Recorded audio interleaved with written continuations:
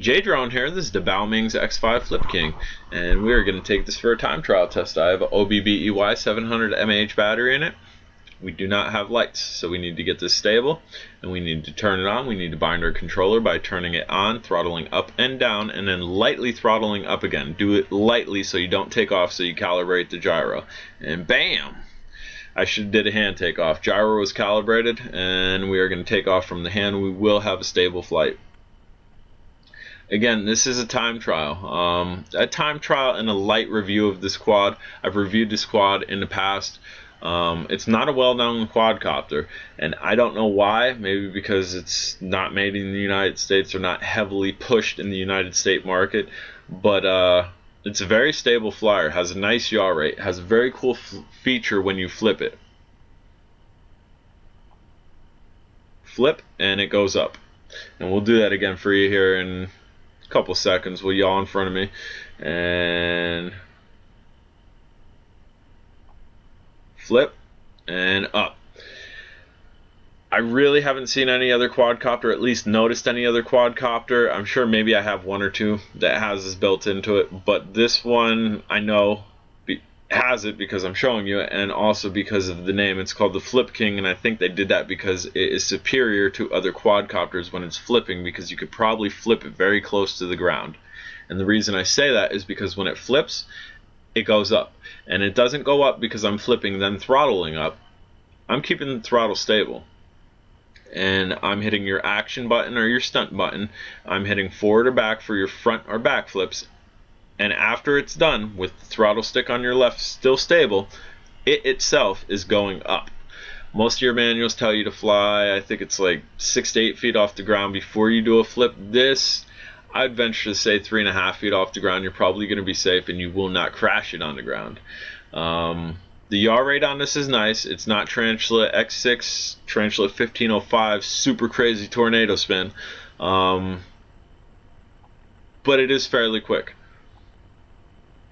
So if you decide to go extremely high and you do not know how to orientate these well, and you're looking for your lights, up high you're not going to be able to see your lights. You're not going to be able to see the red markings on this which distinguish the front.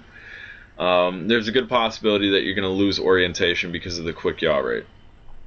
If you keep it within complete visual eyesight of yourself, kind of about that far, you should be good. You should always be able to see your lights. You should be able to see the red markings on the front of this and have zero issues whatsoever. It does have headless mode. I choose not to use headless mode. I believe it's a crutch. If you're starting out flying and you really can't figure out how to rotate it and continuously fly, you might want to use headless mode. It's going to keep your bearing all the same. If you start out front and you rotate it, just let's say you rotate it 45 degrees, your side's now going to be your front. Rotate it another 45 degrees, your back's now going to be your front, and so on. Same thing with left and right. If you rotate it, if you're flying the way we are now and we rotated it so the front was left, your front would now be left, and the spot facing straight where we just flew would still be your front. That's headless mode. It's an okay feature for new flyers. If you really want to learn how to fly a quad, it's not going to help you learn how to fly a quad. Right now, guys, we're pushing your 4-minute mark. This better get at least 2 more minutes. That's your manufacturer time. And actually, I'm going to say it better get 4 more minutes minimum. And the reason I say that is because I've had great success with these OBBEY batteries, and they've always outperformed the manufacturer's battery. And the manufacturer battery on this is about 6 to 7 minutes, so we're looking to pass that by at least 2 minutes. I'd like 1 to 2 minutes over 6 to 7 minutes, and it's definitely an upgraded battery. Biggest thing with starting to fly these things, or even if you're a moderate level flyer, say you have one quadcopter, you just ordered it, you learn how to fly it, or you're learning how to fly it, it's your first couple flights, you get it out there, and you finally get it. Everything finally clicks, you're flying it like a champ, and bam! Those lights start blinking. Your battery is just about dead. You don't have any other batteries, and you just started getting it. You just started getting a niche of it. You start turning, flipping, flying high altitude without losing it. What happens now? Well, if you don't have any extra batteries, you gotta, if you're like me, I'm kind of in the woods here, you gotta walk home, you gotta take your battery out, let it cool for about a minute or two, get your charger, connect it to your charger, plug it in, and wait. And wait, and wait. Some of these batteries take 45 minutes to an hour and a half to charge. That's how long you're going to be waiting before you get in the sky. Me, when I first started, I had the Sky Viper, and then I bought a Striker shortly thereafter. I wasn't happy. I wasn't happy whatsoever. I would fly the Striker, get a hang of it, then I'd fly the Sky Viper, get a hang of it, then bam, I was grounded. I did not have extra batteries, and it was so disappointing because it was so fun to fly these things. And even as I'm doing these reviews and doing the testing, I'm enjoying flying these things. So what I do, I ordered more batteries. I had to have more batteries, and I've had a lot of batteries, a lot of aftermarket batteries.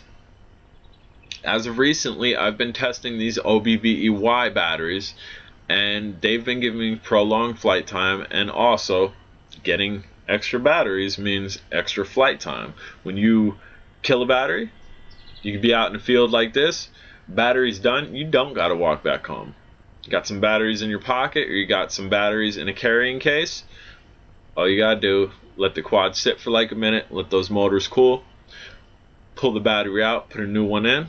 After about a minute or so, take off again. You're good. You don't have to wait 45 minutes. You don't have to wait an hour and a half. You're back in the air pretty quickly. So good reason to get batteries. That's the reason I'm doing the testing on these batteries, because you do want to get extra batteries, but you also want to get an extra good quality battery. You don't just want to get a bunch of junk batteries that cost next to nothing and the manufacturer just mass produced them and did not care about quality. The OBBEY seems to care about quality over quantity, and the reason I say that is because everything's performed very well. Everything's performed consistently. I have yet to get a malfunction battery. I have yet to get a puff battery. In the past, purchasing cheapo batteries just to have extra batteries, I've had puff batteries. I've had batteries that performed excellent, and then the same type of battery from the same batch that I got in the same package not perform as well, and that is no good. That means one battery was manufactured properly, the other battery was not. One's discharging and charging properly, and the other is not. With the OBBEY batteries, guys, I've had zero issues with it. Go back and look at my tests. I've been testing these batteries for, I'd like to say, maybe 3 to 4 weeks now. Everything is consistent. I've put them in lots of different quadcopters, and they've all surpassed the manufacturer's battery, and they've all been right on mark. They've all gave me 2 to, I think, almost 6 minutes over the manufacturer's battery's flight time. It depends what quad you have. MAH doesn't always equal longer flight time. It depends on the size of the quad and the size of MAH. More weight, less flight time sometimes, so you gotta kind of weigh that out. And it is down. I'm J Drone. If you haven't subscribed, please do. Have a great day.